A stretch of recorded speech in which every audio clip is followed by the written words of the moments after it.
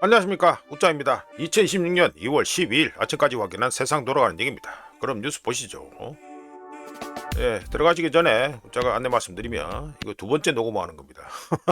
윈도우 윈도우 업데이트를 했더니 보안 업데이트를 했더니 마이크가 세팅이 풀려가지고 새로 하고 있습니다. 예, 그래서 좀 빨리 달릴 예정입니다. 일하러도 저 여러 가지 일도 봐야 되고 이러니까. 자, 말씀드리며 이재명 청와대에서 정청래 장동혁과 오천이다 초당적 협력 당부할 때 뭐 이거는 간단하게 뭐 코멘트 할 수 있죠.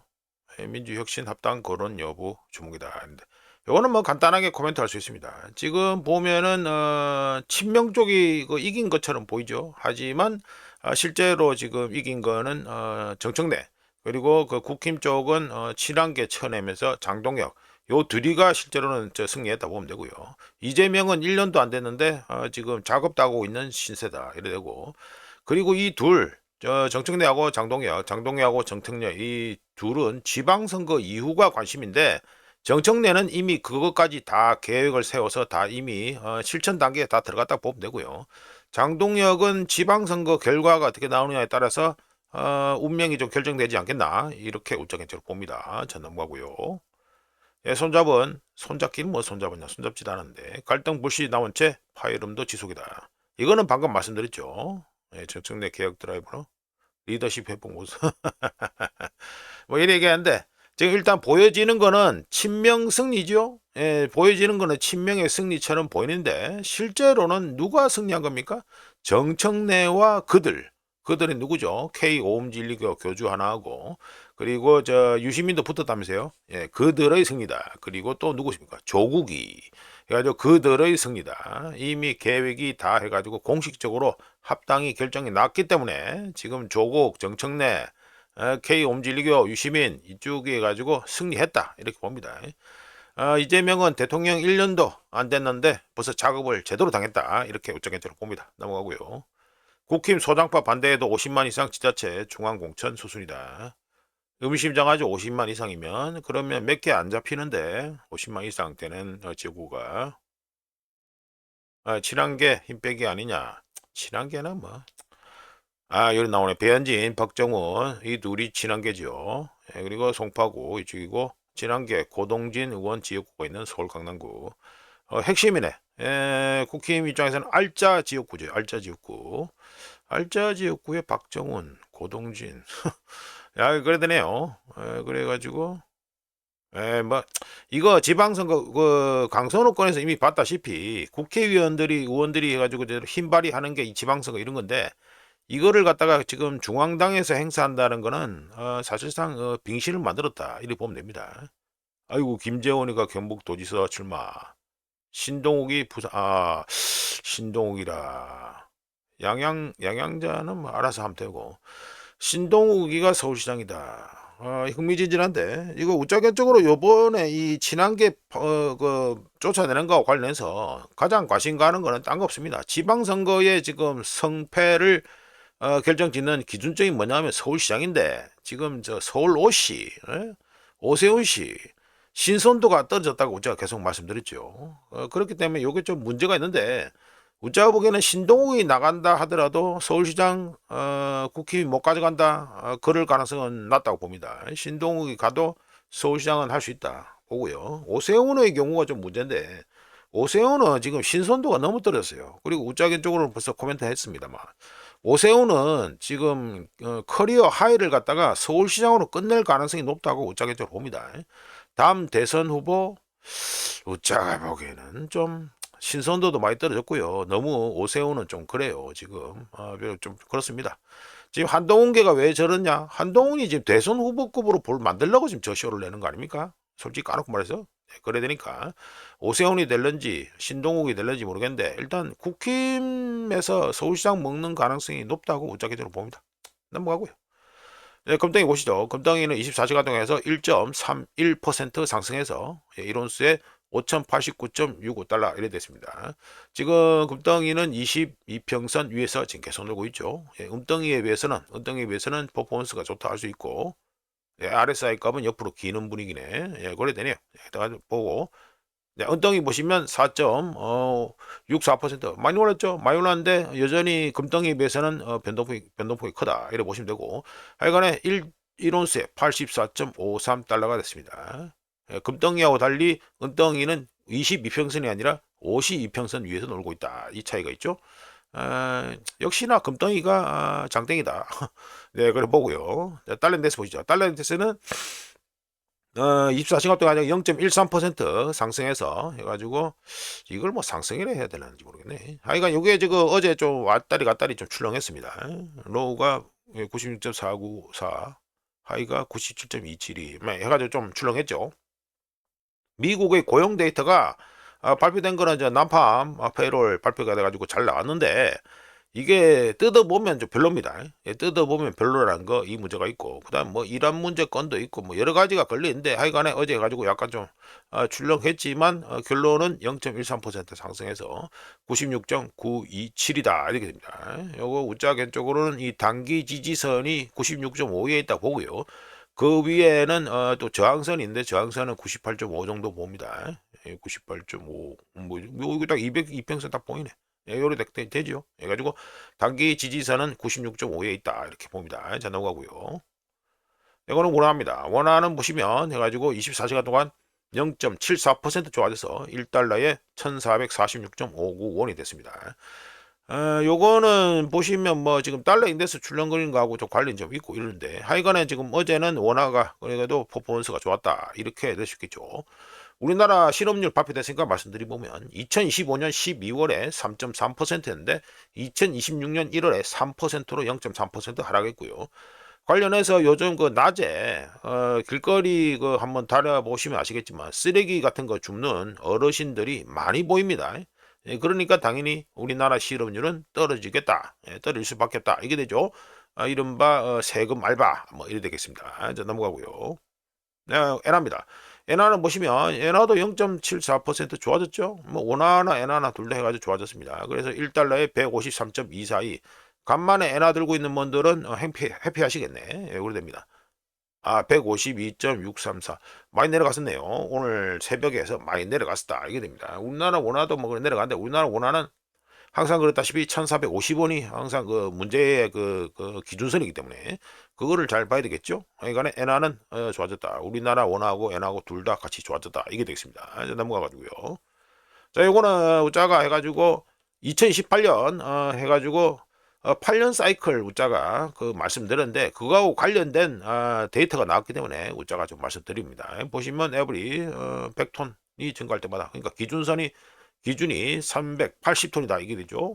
예, 분기별로 해가지고, 예, 중앙은행하고 투자자들이 그러니까 기준선 380톤 이상 그 위로 100톤씩 살 때마다 금값이 3% 해가지고 상승한다 이 말이 됩니다. 자, 말씀드려보면 중앙은행과 투자자들의 분기별 수요량이 380톤을 기준으로 해서 100톤씩 증가할 때마다, 이건 X축, Y축 뭐 이래 되잖아요. 100톤씩 증가할 때마다 금값은 3% 상승한다는 이 차트가 됩니다. 차트가 되고, 지난 2분기 어떻게 됩니까? 요 빨간 거, 찍은 거. 요거 보면은 2025년 3, 4분기, 4, 4분기 돼 있죠. 2025년 3, 4분기와 4, 4분기 이 지난 두 분기 동안 중앙은행과 투자자들의 수요량, 금 수요량은 약 610톤, 두 달 합쳐서, 2분기 합쳐서 610톤 일이 됩니다. 그러니까 평균값으로 보면 되죠. 이래서 총 금액으로는 1000억 달러 되고요. 이러면 어떻게 됩니까? 기준선이 380톤이라고 말씀드렸는데, 두 분기 모두 기준선 380톤을 넘겨서 610톤, 평균으로 610톤 나왔으니까 훨씬 많이 상회한 거죠. 예, 상회한 겁니다.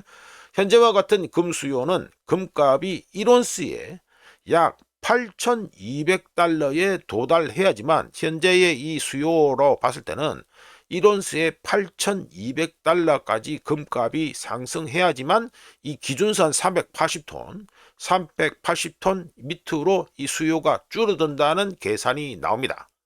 무슨 말인지 아시겠죠? 뭐 해가지고 뭐 이거 뭐 X 뭐 Y 해가지고 뭐 곱하기 뭐 나오는데 복잡하게 나오는데, 하여간에 뭐 이거 뭐 패스하고, 우짜가 이거 계산을 해보면은 금값이 1온스에 약 8,200달러에 도달하면은 기준선 380달러, 380톤, 380톤. 이 밑으로 수요가 줄어든다라는 계산이 나옵니다. 참고로 우짜겐 쪽으로 뭐 친구한테는 이미 얘기했고요. 친구한테는 특정 가격대까지 특정해서 막 얘기를 했는데 2028년 봄에 8,000달러를 넘기면서 우한 폐렴 때부터 시작한 8년 사이클의 피크를 찍을 것으로 우짜겐 쪽으로 2028년에 예상하고 있습니다. 봄에. 그리고 또 좀 더 가면은 우짜겐 쪽으로 예상하는 게 2028년 봄에 8,000달러 넘기고 피크 찍고요. 그 다음에 2029년까지 해가지고 그러니까 2028년 봄에 피크 찍고 그 다음에 하락해가지고 많이 떨어집니다. 많이 떨어진 후에 다시 2029년 넘어가면서부터 다시 달려가지고 2031년에 이거 뭐 금액을 말하면 사기꾼 소리 들을 정도로 또 많이 튀는 계산이 또 있습니다. 이게 22년짜리인가 몇 년짜리인가 그래 되는데 하여간 저거 사이클이 있는데 그 사이클은 뭐 나중에 또 할 때 되면 말씀드리고요. 하여간에 8년 사이클로 봤을 때는 2022년 봄에 8,000달러를 넘기고 피크를 찍을 것이라고 우짜겐 쪽으로 예상하고 있는데 마침 이 계산을 갖다가 그런 계산이 맞는 계산이 나왔다. 뭐 이래가지고 우짜가 소개를 시켜드려 봤습니다. 자, 넘어가고요. 네, 요거는 비트코인입니다. 비트코인 해가지고 일단 차트부터 보시죠. 비트코인이 어제 24시간 해가지고 마이너스 1.53% 하락해가지고 67,752 달러 이래 되죠. 요걸 우짜가 비트코인을 왜 얘기하느냐? 마이클 버리가 비트코인 경고를 갖다가 어젠가 그저께인가 했는데 우짜가 깜빡하고 소개를 했는데 오늘 말씀드리죠. 마이클 버리는 비트코인 가격이 6만 달러에 도달하면 마이크로 스트래티지는 존립 위기에 직면할 것이다. 마이크로 스트래티지는 상장 기업, 정부, 그리고 ETF가 보유한 비트코인의 17%를 소유하고 있다라고 마이클 버리가 얘기했습니다. 여기 보시면 6만 달러가 여기죠. 6만 달러가 여기입니다. 6만 달러에 도달하면 마이크로 스트래티지는 막 간다. 막 간다. 이걸 갖다가 마이클 버리가 얘기했고 이어서 또 추가로 비트코인 가격이 5만 달러에 도달하면 이 차트에는 아예 보이진 않죠. 5만 달러에 도달하면 채굴 업체들이 파산하고 그들이 보유 중이던 비트코인을 강제로 매각해야 할 것이며 토큰화된 금속 선물은 매수자 없이 블랙홀로 사라질 것이다 라는 아주 상징적인 의미심장한 얘기를 마이클 버리가 했습니다. 관련해서 우짜는 이미 5만 2천 달러가 붕괴되면은 아주 뭐 사정없이 갈 기다 라고 말씀드린 바 있고 지금 마이클 버리가 6만 달러 얘기했잖아요. 6만 달러 얘기했으니까 우짜가 특정해서 좀 더 얘기를 해봅니다. 우짜가 보기에 비트코인의 마지막 손절 기회는요 6만 4천 달러라고 봅니다. 여기죠 6만 4천 달러. 6만 4천 달러가 그냥 우짜가 보기에는 비트코인의 마지막 손절 기회다라고 보고요. 뭐 5만 2천 달러 붕괴되면은 뭐 그 다음에 뭐 이것저것 말할 필요도 없다. 뭐 그래 봅니다. 하여간에 마지막 손절 기회는 6만 4천 달러다. 이렇게 우짜 쪽으로 봅니다. 그냥 참고만 하시면 됩니다. 참고만. 넘어가고요. 자, 그래가지고 중국의 경제 데이터 발표됐으니까 또 말씀드리죠. 중국의 인플레이션은 YOY 작년 동월 대비해서 2025년 12월에 0.8% 이거죠. 0.8%에서 2026년 1월에 전년 동월 대비해서 0.2%로 하락했습니다. 인플레이션이 지긋지긋하죠. 중국은. 그리고 MOM 전월 대비를 해서 중국의 인플레이션 CPI 데이터는 12월과 똑같이 2026년 1월에도 0.2%로 나왔습니다. 이어서 중국의 PPI 생산자 물가지수는 글로벌 금속 가격 상승 덕분에 YOY 작년 동월 대비해서 2025년 12월에 마이너스 1.9%였는데 2026년 1월에 마이너스 1.4%로 하락폭을 줄였습니다. 그리고 PPI 중국 생산자 물가지수 MOM 전월 대비로는 2025년 12월에 0.2%인데 2026년 1월에 0.4%로 이건 상승했네요. 그러면서 2023년 9월 이후 월간으로는 가장 빠른 상승폭을 기록했습니다. 왜 그럴까요? 우리가 어젠가 그저께인가 말씀드렸죠. 중국에서 중국 밖에서는 급등이가 인플레이션 했지만 중국 안에서는 이 디플레이션 이 귀신 씌인 곳에서 그나마 뭔가 오르고 있다는 걸 갖다가 보여주는 게 금덩이다라고 말씀드린 것입니다. 이것처럼 글로벌 금속 가격 상승, 뭐 금하고 은하고 이런 상승 이거 덕분에 중국의 생산자 물가 지수가 그나마 좀 해가지고 완전 디플레이션 기신 완전 씌인 것에서 그나마 좀 잘 나왔다 이렇게 말씀드릴 수 있죠. 이어서 중국의 자동차 판매 말씀드리면 YOY 작년 동월 대비해서 2025년 12월에 마이너스 6.2%에서 2026년 1월에 마이너스 3.2%로 감소폭을 줄였습니다. 2026년 1월 판매 대수는 234만 6천 대로 11개월 만에 최저치를 기록했고요. 그리고 전기차, 중국의 전기차 많이 팔리죠. 전기차 역시 YOY 0.1% 증가한 94만 5천 대로 11개월 연속 판매 증가세를 이어갔지만 2025년 3월 이후 처음으로 전기차 판매 대수가 100만 대 밑으로 떨어졌습니다. 이것도 뭐 중국 입장에서는 별로 딱히 좋은 소식은 아니다. 이렇게 말씀드릴 수 있겠네요. 자, 넘어가고요. 그리고 네타냐후 만난 트럼프, 이란과 핵 협상 계속 결과 보겠다. 협상 판 키우기 원하는 네타냐후. 네타냐후는 지금 계속해서 전쟁하는 거 말고는 답이 없는 상태입니다. 우리가 계속해서 말씀드리죠. 전쟁 끝나면 바로 홍콩 간다. 누가? 네타냐후가. 요건 알고 계시면 되고. 대리 세력 사실상 지금 없습니다. 지금 중동의 이란의 대리 세력은 사실상 없습니다. 지 마음대로 핑계 만들어서 하는 거예요. 관련해서 우리가 어제 말씀드렸죠. 스케줄을 일주일 앞당겨서 갑자기 급 해가지고 네타냐후가 미국에 갔다라고 우리가 말씀드렸습니다. 그리고 어제 또 코멘트 해드렸죠. 네타냐후 만난 그 주 초에 네타냐후 만나고 그 주말에 언제다? 2026년 1월 3일 1월 3일에 마두로 체포 이벤트가 발생했다는 거. 요거는 분명히 기억하실 필요가 있다. 이렇게 하면서 우자가 이거 서브텍사스 보시죠. 우자가 반복적으로 말씀드립니다만 이거 돈으로 모든 걸 해결할 수 없지만 돈이 움직이는 거 보면은 어떤 이벤트나 향후에 뭐가 터질 거를 예상할 수 있다고 말씀드렸는데 어째 우자가 이렇게 라인이 꺼진다는데 일단은 뚫고 올라갔습니다. 뚫고 올라가서 1.66% 상승해서 1배럴에 65.02달러 이래 되죠? 예, 그래 됩니다. 지금 네타냐후 만났다는 소식에 조금 올라갔다 이게 되는데 앞으로 어떻게 될런지 궁금하죠?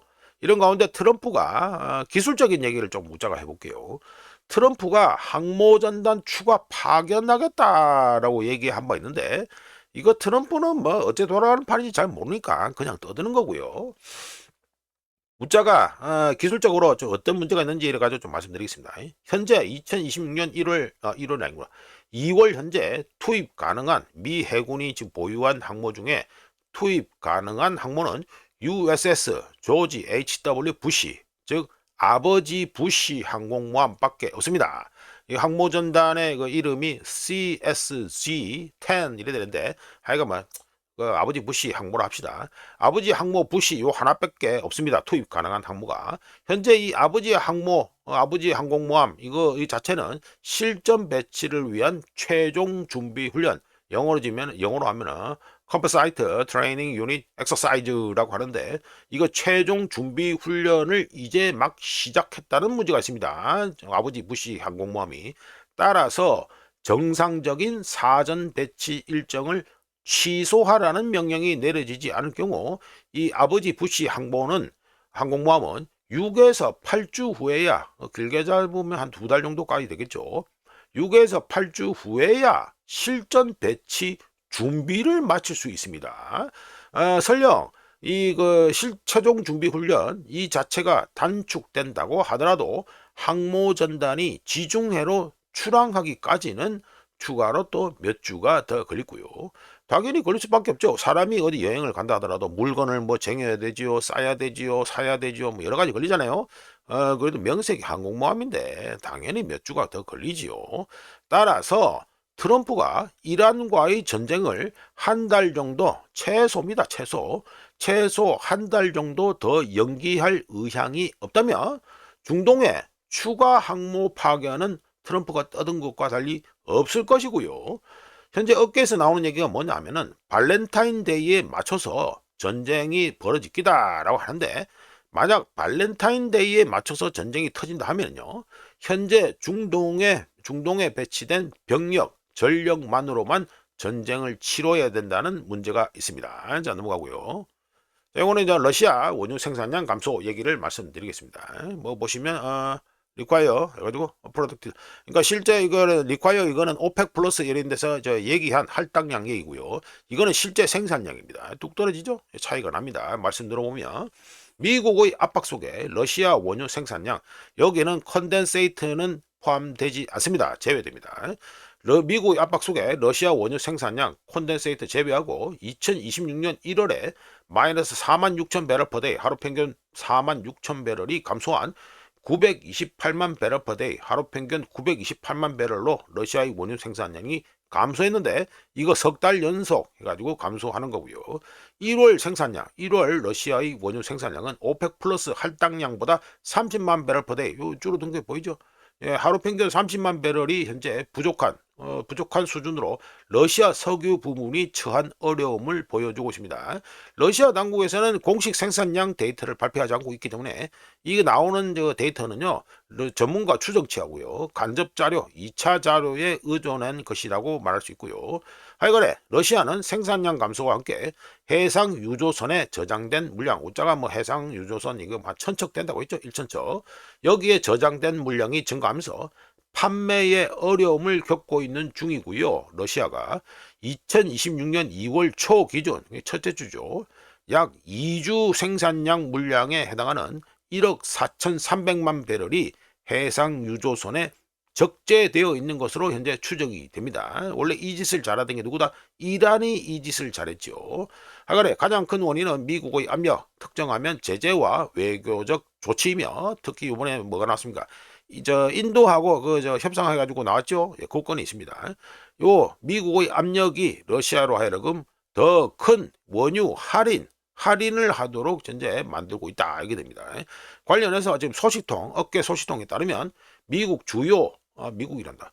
인도 주요 정유사들이 3월과 4월 러시아산 원유 주문을 중단한 것으로 현재 전해지고 있는데 이런 추세가 앞으로 러시아산 원유 주문을 갖다가 중단하는 게 계속된다. 이럴 경우 러시아는 원유 생산과 수출 관리에 있어서 경제적, 물류적 어려움에 직면할 가능성이 높다고 얘기할 수 있겠습니다. 자, 넘어가고요. 자, 요거는 미국의 난파 페이롤 발표됐으니까 말씀드리죠. 데이터가 아주 잘 나왔습니다. 난파 페이롤, 그러니까 뭐 요즘은 농사 쪽에 뭐 사람이 별로 없으니까 뭐 간단하게 말씀드려서 뭐 민간 부문 고용이라고 보시면 되죠.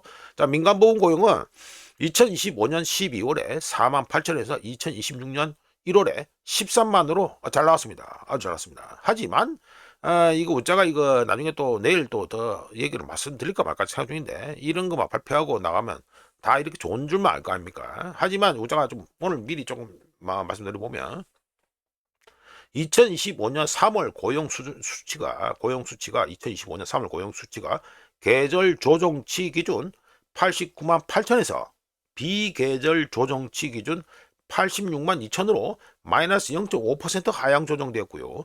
더 중요한 것은 2025년 전체 고용 변동폭이 기존의 58만 4천 추가해서 무려 18만 1천 추가로 대폭 하향 조정되었다는 것입니다.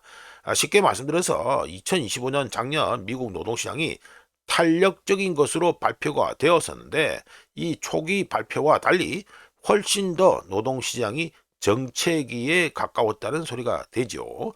BLS 미 노동통계국에서 지난 10년간 평균 수정치가 0.2%이기 때문에 2025년 3월 고용수치 이걸 갖다가 하향 조정된 게 0.5%라고 마이너스 0.5% 하향 조정됐다고 말씀드렸는데 마이너스 0.5% 하향 수정은 그리 중요하지 않다고 BLS에서 변명하고 있습니다. 하지만 이 데이터를 보시는 분들은 아시지만 계절 조정이라는 건요 연휴 특수 이런 걸 제거하기 위한 것이죠. 하지만 경제가 악화되고 약화되고 실제 감소폭이 평소보다 클 경우 이 계절적 요인이라는 이 트릭을 통해서 이걸 완화시킵니다. 어떻게?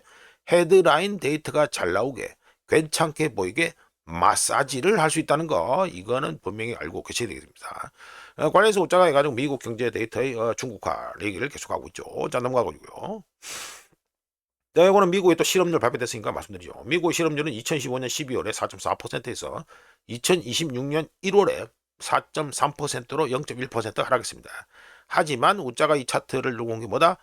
이게 영구 해고입니다. 버는 게 퍼머넌트 잡 로스. 그러니까 영구 해고고요. 이거는 템퍼러니까 일시 해고죠. 네, 요래 됩니다. 보시면 오렌지색은 1월 달에 하락했고요. 하지만 퍼런 거 영구 해고는 어떻게 됩니까? 증가했지요. 예, 증가했습니다. 추세 자체는 전혀 좋지 않다. 예, 이렇게 됩니다. 실업률은 하락했지만. 자, 넘어가고요. 요거는 미국 구리 재고 30년대 최대 이래 가지고 제가 소재물해 가지고 말씀드립니다. 미국이 30여 년 만에 최대 규모의 구리 재고를 축적하고 있습니다. 이 뭐 차트만 봐도 뭐 엄청나게 축적하고 있죠. 재고를 쟁이고 있다 이래 되는데 이거는 수요 급증, AI 구축에 따른 구리 선수요, 그리고 구리 가격 상승세 등 여러 요인이 복합적으로 작용한 성장 신호처럼 보입니다. 흔히 말해서 닥터 코퍼라 해가지고 구리가 값이 올라가 구리 수요가 많아지면 경제 성장이 좋아질 거다 이렇게 얘기하잖아요. 그러니까 이게 성장 신호로 볼 수 있습니다. 하지만 구리 재고 축적이 시카고 상품거래소 승인 창고에 집중되어 있다는 문제가 있는데 이거는 실제 최종 사용 수요보다는 관세, 인도 가능성, 메커니즘, 지역별 가격 프리미엄, 정책 변화에 앞서 공급을 재조정하려는 트레이더들의 움직임 등 시장 구조와 관련된 경우가 많다고 할 수 있습니다. 미국이 재고로 쌓고 있는 이 구리, 재고로 쌓고 있는 구리는 선물 인도 조건과 연계된 거래소 승인 창고에 축적되고 있는데요. 이는 미국 정부 차원에서 구리를 비축하는 것과 다르고 당연히 다르고 최종 소비자의 소비 증가를 의미하는 것도 아닙니다. 쟁이고 있으니까. 거래소 재고는 특정 시스템으로 금속을 이동시키는 것이 경제적으로 합리적일 때 또는 해당 시스템이 더 나은 가격, 더 많은 선택권 또는 정책 위험으로부터 더 나은 보호를 제공할 때 이 해당 시스템 내 재고는 급증할 수 있습니다. 특히 어떤 재고? 이거 거래소 인증 창고에 있는 그거. 현재 상황이 구조적이라는 신호 중 하나는 창고 네트워크가 확장되고 있다는 것인데요. 우자가 이거 부산 나와 있죠? 부산 해가지고 이것도 LME 해가지고 어프로브 돼 있잖아요. 해가지고 승인된 창고다 이게 됩니다. 예로 해가지고 제가 부산 창고를 갖다가 캡처한 건데 여기가 어디냐면 헨리 베스라는 회사의 홈페이지에서 오자 가져온 겁니다. 하여튼 말씀드려보면 현재 상황이 구조적이라는 신호 중 하나는 창고 네트워크가 확장되고 있다는 것인데요. 부산, 광양, 인천 등의 창고를 가지고 있는 헨리 베스가 2026년 1월에 조지아주 커터스빌 여기에다가 뉴욕 상업거래소 그리고 시카고 상품거래소 인도용 구리 창고 용량 증서를 신청해서 미국 내 인도 가능한 구리 공급량을 확대한 것이 있습니다. 한편 대부분의 사람들은 재고가 증가하는 거, 재고 증가하는 거, 이 재고 증가를 구리 약세 신호 또는 구리 수요 급증의 증거로 해석할 수 있지요. 그런데 반대로 또 정책이 가격 차이를 만들면 재고는 일반적인 신호와 반대로 구조적인 이유로 쌓일 수 있습니다. 축적될 수 있습니다. 관세가 부과될 예정이거나 실제로 부과될 가능성이 높다고 하면 코퍼, 구리는 정책 차익 거래 자산처럼 움직이기 시작해서 트레이더들은 구리를 금융 조달, 인도, 재가격 책정이 가능한 관할 지역 및 인도 가능한 시스템 안에서 구리를 서둘러 보유하려고 하고요. 이로 인해서 역설적인 상황이 발생합니다. 어떤 역설적인 상황일까요? 금속이 지리적, 제도적으로 리로케이션, 재배치되면 재고는 급증하고 공급 부족에 대한 내러티브 서사는 더 강해지는 것으로 말이죠. 미국으로 이 구리가 유입되는 이유는 관세. 이 트럼프가 작년에 가지고 2025년 7월 9일에 떠들었죠. 관세, 구리 관세 해가지고 50%뭐 이래가지고 발표하고 있습니다. 미국으로 구리가 유입되는 이유는 관세, 수출 제한, 강화된 미국산 구매 규정 같은 정책적 비용 장벽이 생길 것으로 트레이더들이 예상하기 때문이고요. 현재 시장은 미국 내 인도 가능한 구리에 대해 프리미엄을 지불하고 있습니다. 그리고 이 프라이스 갭, 가격 차가 생기면 구리를 들여와 인도 가능한 형태로 만들죠. 상품을 갖다가 만들죠. 만들어서 창고에 보관하고 지금 가격 차이를 이용하거나 향후 규제 강화에 대비하는 전략을 펼치게 됩니다. 따라서 최근에 이 구리값 가격 급등은 단순히 수요 증가가 아니라 새로운 정책 체제에 대한 포지셔닝, 대비책이다라고 할 수 있습니다. 자, 이러면 누가 이익을 보고 누가 비용을 부담하는가라는 얘기로 넘어갈 수밖에 없는데, 현재와 같은 이 구리값 또는 구리값 상승 그리고 구리쟁이기는 축적하기는 미국 혼자 주도하는 단일 마스터 플랜이 아니라 여러 유인책, 인센티브가 동시에 작용한 것이다 라고 할 수 있는데요. 트레이더와 무역상들은 관세 프리미엄을 쫓으며 선택지를 열어두고요. 창고 업체들은 어떻게 합니까? 금속을, 그러니까 구리를 보관하면서 수익을 올릴 수 있고요. 그리고 거래소들은 인도 가능 시스템이 더 중요해지면서 혜택을 보고요. 그리고 정책 위반자들은 어떻게 하겠습니까? 관세 위험으로 인해 민간 부문이 자체적으로 재고를 축적하게 되면서 직접 손을 안 대고, 그러니까 직접 자금을 지원하지 않고도 재고 축적 효과를 정책 위반자들은 누릴 수 있습니다. 물론 결과적으로 비용은 실물 경제에 증가될 수밖에 없죠. 그래서 관세나 수출 제한이 지속되면 건설업체와 제조업체들에게 구조적으로 비싼 구리 가격이 되어버리고, 이러면 어떻게 됩니까?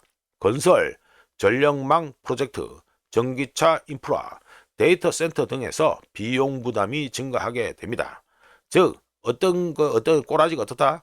무역 정책의 레버리지가 영구적인 국내 비용 문제로 전환되는 조용한 길을 걷고 있다는 소리가 됩니다. 만약 현재와 같은 공급망 불균형이 지속된다면 재고는 계속 증가하고 미국을 제외한 글로벌 시장은 공급 부족을 느낄 수밖에 없고요. 당연하죠. 근데 반대로 불균형이 해소되고 관세에 대한 기대감이 바뀌게 되면 오히려 프리미엄은 하락하고 자금 조달은 어려워지며 현재의 전략적 비축량은 잠재적 과잉 공급으로 바뀔 수 있습니다. 즉 구리 가격이 급격하게 재조정되기 위해서 장기적인 추세 또는 펀더멘탈한 이유가 무조건 무너질 쪽날 필요는 없으며 그저 재고를 쌓아둘 이유가 사라지기만 하면 된다는 소리가 되죠. 자, 마무리해보면 구리 가격 급등은 단순한 말이 아닌 인센티브를 통해서 그리고 관세를 앞세워 공급망을 재편하는 시스템의 흔적이라고 할 수 있는데, 문제는 불균형이 해소되고 상황이 역전될 때까지 정책에 의한 재고 이동, 리로케이션을 펀더멘탈한 공급 부족으로 오인할 수 있다라는 게 이게 문제가 좀 숨어 있다 이렇게 볼 수 있습니다. 자, 넘어가고요. 자, 이거는 아폴로에서 나온 차트인데 흥미로워서 웃자가 소개를 해봅니다. 보시면 뭐 골드 가격이 해가지고 디스커넥트 끊어졌다, 리얼레이트 실질 금리하고 끊어졌다, 상관관계가 끊어졌다 이게 됩니다. 언제부터? 패드가 금리를 인상하기 시작하면서 그때부터 이게 되죠. 예, 말씀드리죠. 아폴로에서 2022년 여기죠. 2022년부터 패드가 금리 인상을 시작하면서 금 가격과 실질 금리 간 강한 상관관계, 이거 뭐 같이 계속 놀고 있었잖아요. 강한 상관관계가 깨졌다면서 많은 전문가들이 실망하고 있다라고 코멘트했는데, 금하고 실질금리 이게 뭡니까? 리얼레이트 이게 10년 만기 국채 수익률에서 인플레이션 기대치를 빼면 됩니다. 예, 그러면 이게 실질 금리가 됩니다. 금하고 실질 금리 간 상관관계가 깨졌다는 것은 인플레이션과 금리가 함께 높은 시점에서 투자자들이 미래 결과를 예측할 때 다른 요인들을 고려하기 시작했다는 걸 시장에 시사하면서 특히 금 가격에서 그런 경향이 두드러지게 나타났다는 걸 의미합니다. 이 금값이 오르잖아요. 지금 이거 보면은 요거는 10년물에서 뺀 거, 이거는 보시면 이게 저 차트가 저 디비져 있죠. 양이 밑으로 가 있고 음이 위로 가 있습니다. 이거는 금값은 이쪽으로 보시면 되고요. 자, 하여간 설명드렸고, 바꿔서 말씀드리면 양적 분석 모델은 인플레이션이 2%로 안정적일 때 가장 잘 작동하지만 2021년 이후 이 이후로는 그런 양적 분석 모델이 먹히지 않고 있다라는 소리가 됩니다.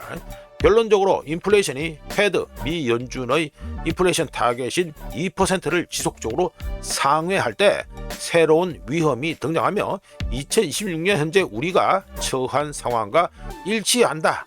이게 되겠습니다. 자, 이렇게 해서 2026년 2월 12일 새로 두 번째 녹음한 오늘 아침까지 확인한 세상 돌아가는 얘기였습니다. 구독, 좋아요, 그리고 회원가입 감사합니다. 내일 또 찾아뵙겠습니다.